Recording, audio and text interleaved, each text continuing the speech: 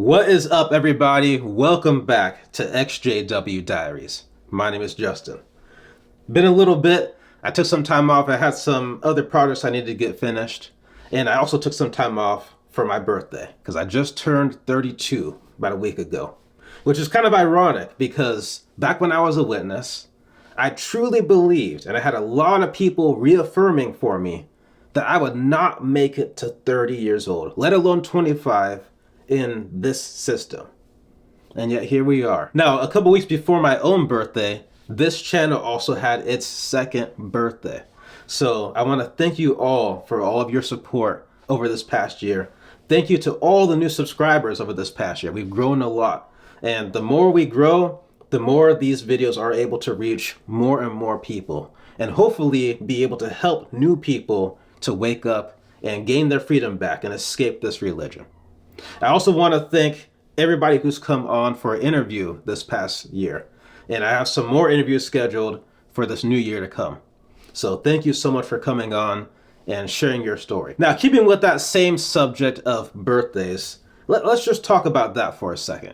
Because back when I was a witness, that was the one subject that didn't make much sense. Why we couldn't celebrate birthdays, why it was so condemned.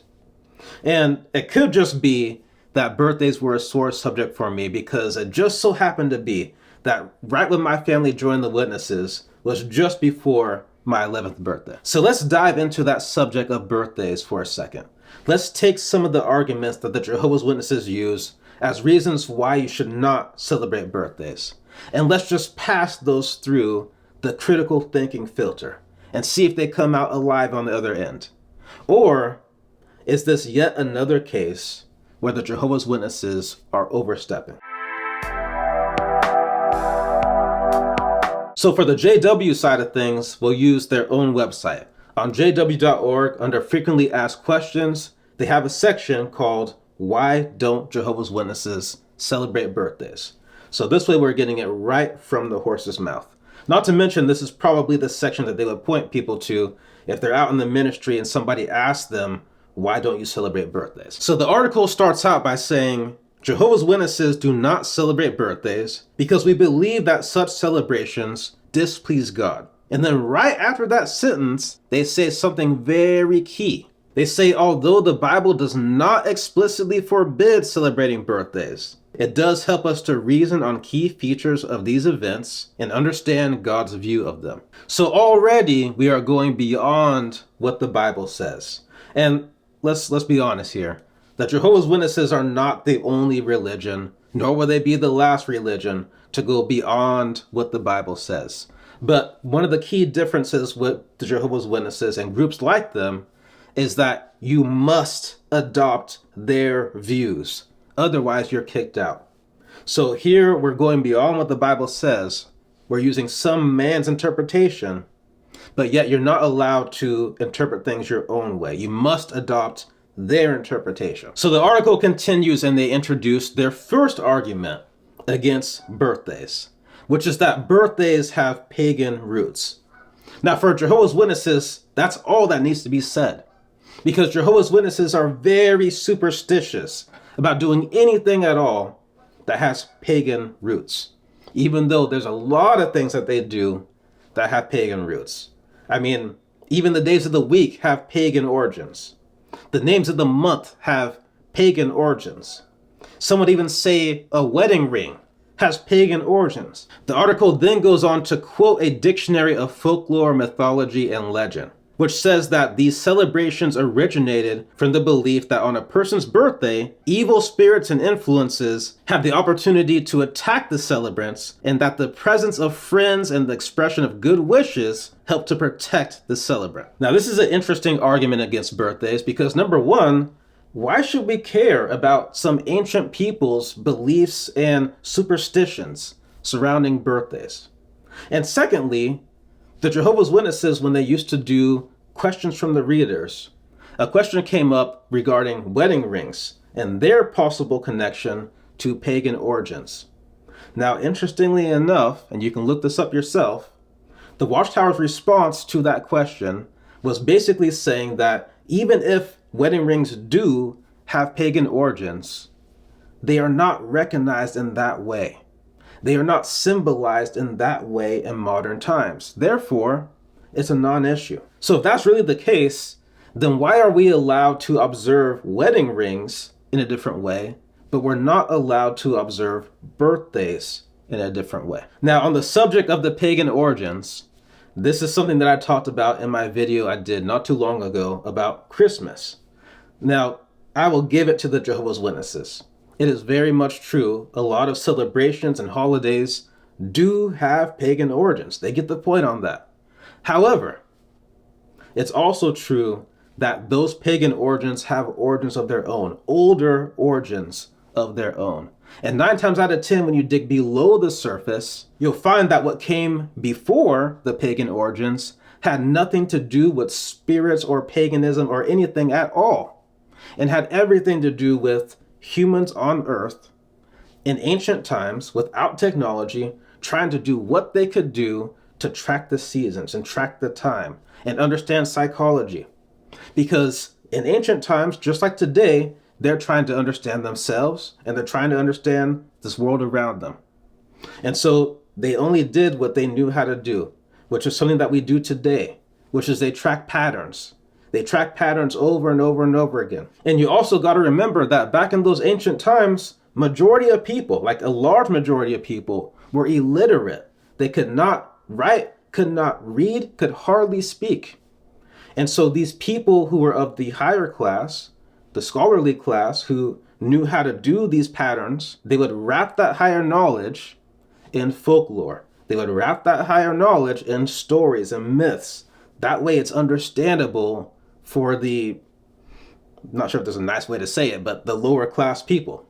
So it's the same thing we do today, really. As adults, we take higher level information and we wrap it in stories and we give those stories to our children.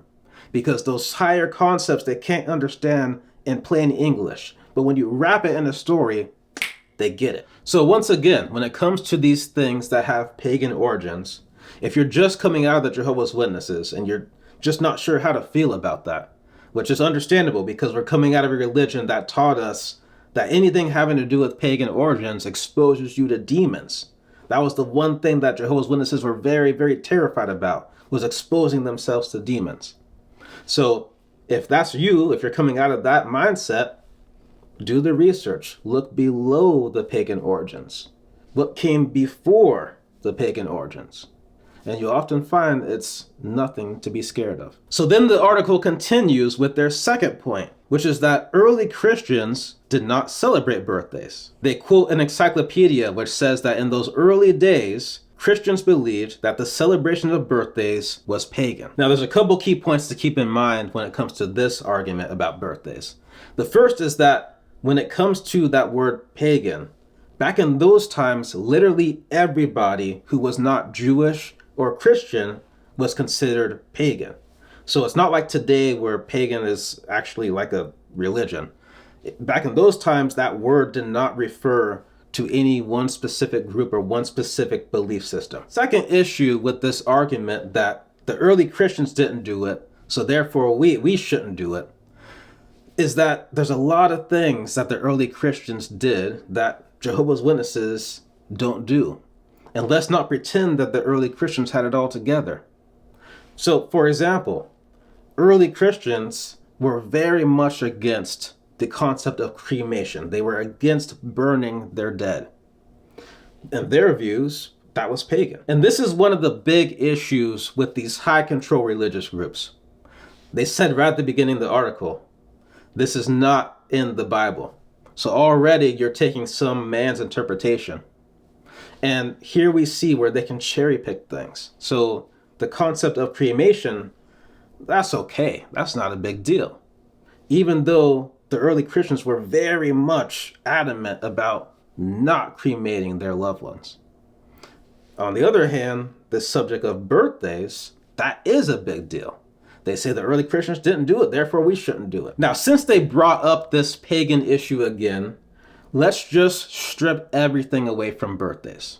Let's bring it right down to the bare bones of what a birthday is and compare that to a wedding anniversary which is something that Jehovah's Witnesses are allowed to celebrate. So at the core, a wedding is really just the birth of a new marriage. Just like the initial birthday marks the birth of a new life. A wedding anniversary at the core is just celebrating the birthday of a new marriage. Your marriage has made it another year without falling apart. Just like a birthday celebration is just celebrating the anniversary of that new life. You have made it another year alive on this planet. On a wedding anniversary, a husband and wife may exchange gifts as a way to celebrate. Just like on a birthday, the person whose birthday it is may receive gifts as a way to celebrate them making it another year and to remember and celebrate the day that they were born. So as you can see, when you strip away everything and you get down to the core of what a birthday actually is,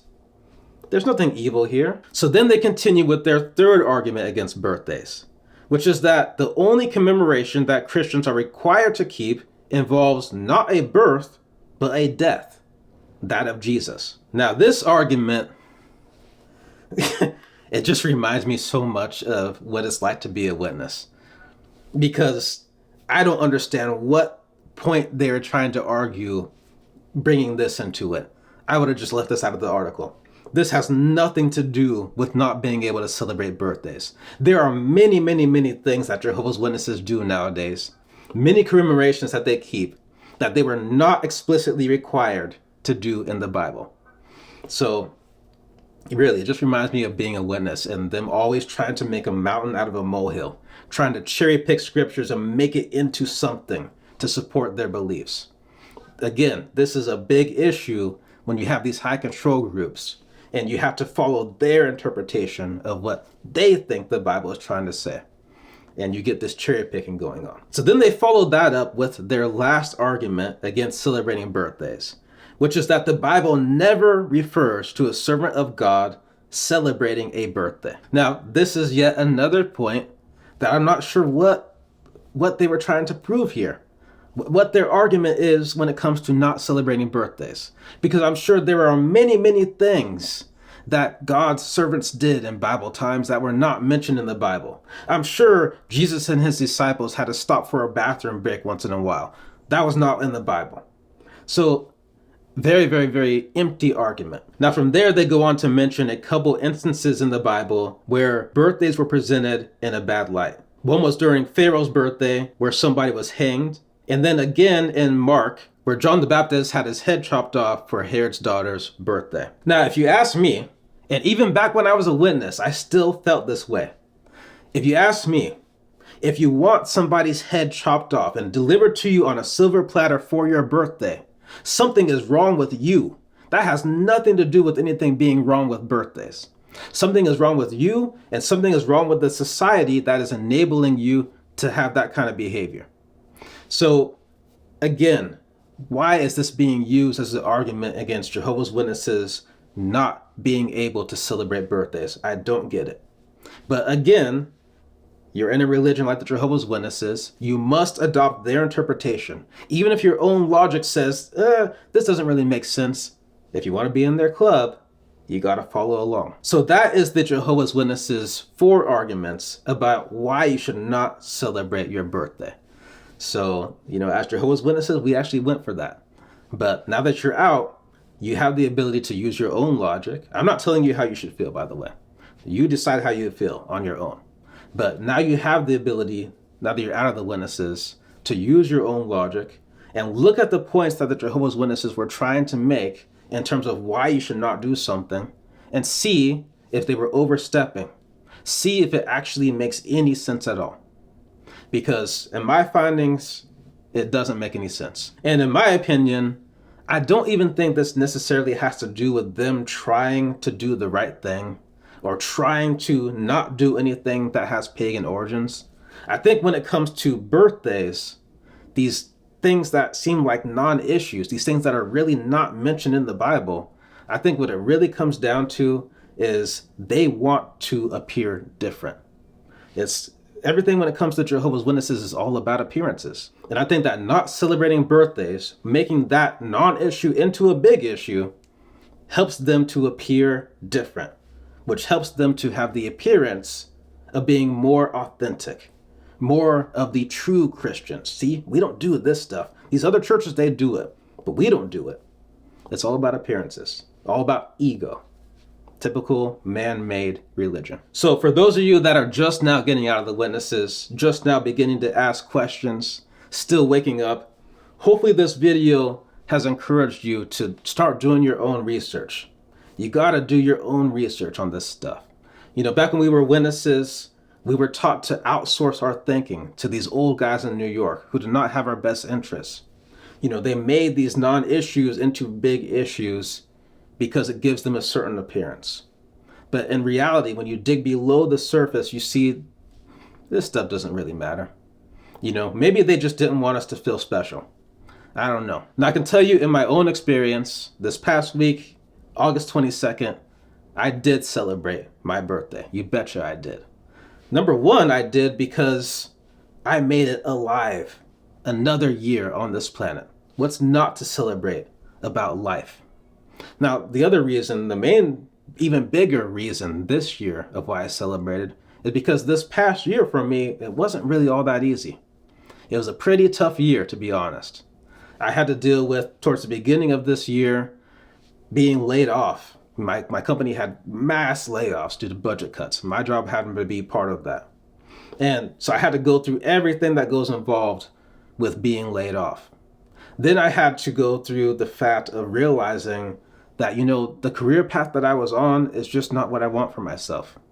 You know, being raised a witness in that society, you're taught to not think higher. You're taught to not really go for it for yourself. But now that I'm out of that, I do want something better for myself so I can have a better life for myself and provide a better life for my family and be able to donate and give and help other people who are in need. Because if you can't help yourself, you can't help anybody else, especially not in a major way.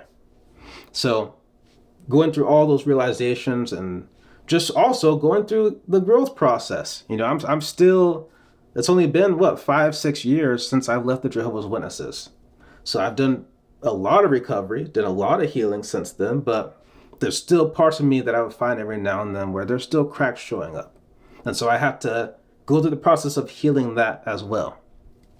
And so, of course, after going through all of that, going through all that growth, of course, I celebrated my birthday this year.